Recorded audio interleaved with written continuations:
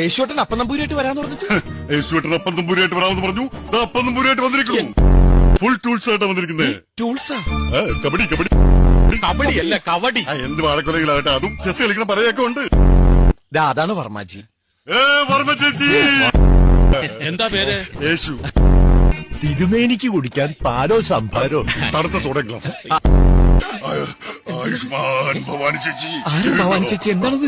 കേട്ടില്ലേ, സിനിമയിലൊക്കെ ഇങ്ങനത്തെ വേഷം കിട്ടുമ്പോ നരേന്ദ്രപ്രസാദ് ഇങ്ങനെ പറയുന്നത്. തലക്കുറി. ആയിക്കോട്ടെ, തലക്കറി കഴിച്ചിട്ട് കുറച്ചു നാളായിരിക്കണു. എന്തെങ്കിലൊക്കെ പറ.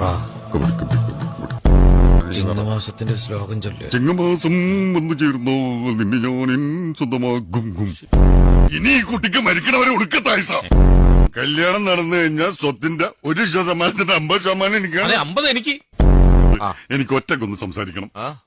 ആ പ്രദേശത്ത് ആരെല്ലാം ഒറ്റക്ക് പോയി സംസാരിക്കും.